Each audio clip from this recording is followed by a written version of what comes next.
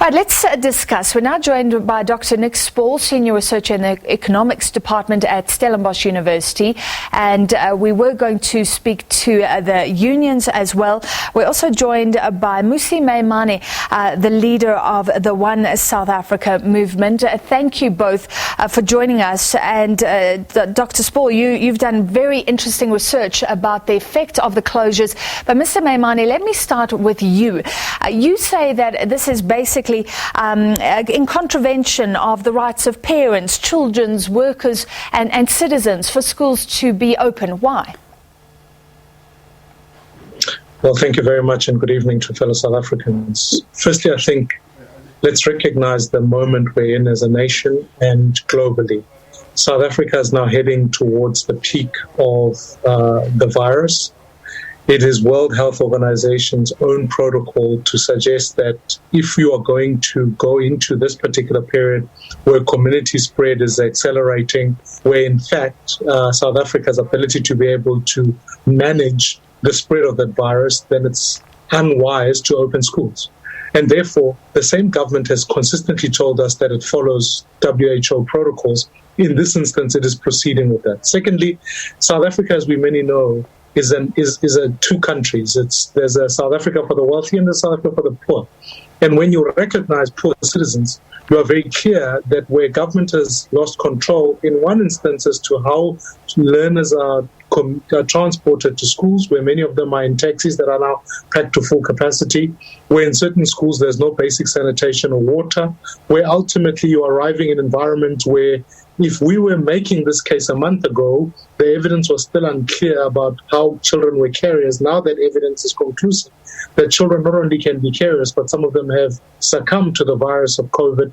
I think that it is now beginning to violate the right of life for learners, teachers, and support staff in a school, and actually trying to balance that right against other rights. Yeah. No one. I will be the first one to admit I want every child to be back at school because I think the value of education is crucial. So the call is a basic one. It says that let us close down the schools for the period to get to post-peak. Let us ensure that we are all prepared in terms of all protocol, and let's make sure more than anything that actually government has got the preparation, the adequate preparation to be able to deal with the spread of the virus, which at this point in time, it has got no capacity to do so. Mr. Maimane, does it make any sense to close schools when the rest of the economy is open? This is asked a lot. I mean, you're talking about the children driving in taxis that are full, but is it worth keeping them at home when the parents are still driving in taxis that are full? I'm understanding of that argument and very sympathetic to it, but when you do the cumulative numbers, for example, on the 1st of June alone, when we moved from stage 4 to stage 3, we put out 8 million citizens back onto the streets, which the exercise of what we so-called flattening the curve was we've almost undone all of those gains, regardless of how you view them. Couple that with adding an additional 3 million kids, which are matriculants getting into school, I think that you are running a massive risk of just increasing the population of citizens that are reliant on the same public transport system in the same communities. That's the first thing. I also believe that you cannot weigh those two rights on the same table. You can't say, fine, well, let's keep the economy going, which I'm very supportive of, but at the same time say, well, let's put the lives of kids at risk and communities at risk and accelerate the risk of infection. Because as all of us would know, we're dealing with 17, 18-year-olds who potentially can contract the virus and can succumb to it. So at which point, yes, I understand that it is a difficult sacrifice for many citizens, for many parents to make. But let's also place into conscious the fact that we're dealing with many poor communities.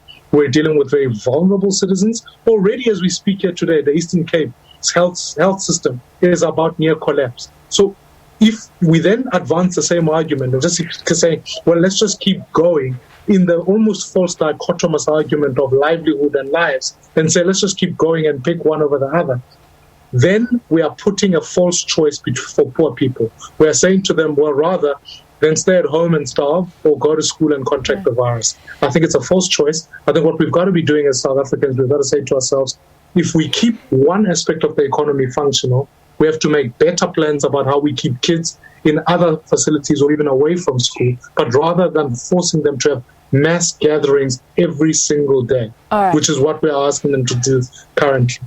All right, Dr. Spaull, you've done some research and you've looked at different elements of the lockdown and the implication for children. And overall, you come to a very different conclusion that schools should be opened. Tell me why, the broad strokes first. Sure. So the overarching thing which I'm being guided by are what is in the best interests of children. So the first thing that we look at is the evidence and the research and what specialists are saying, because I think that when we need to talk about the rights of children, we should talk to the South African Human Rights Commission.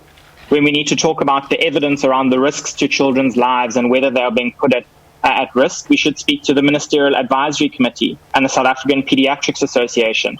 And all of them are saying that it's in the best interests of children for them to go back to school, and that the harms of closing schools and keeping children out of schools are much greater than the benefits of closing schools.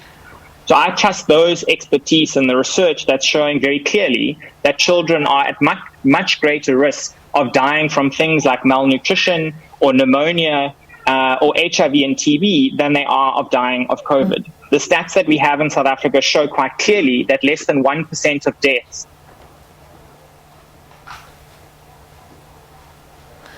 All right, this is the joy of doing remote television. We have a technical glitch there. Hopefully we'll get them back.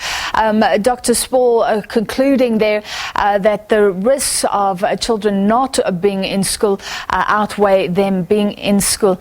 All right, we'll come back to that meeting. Let's see what else is in the news as the number of COVID-19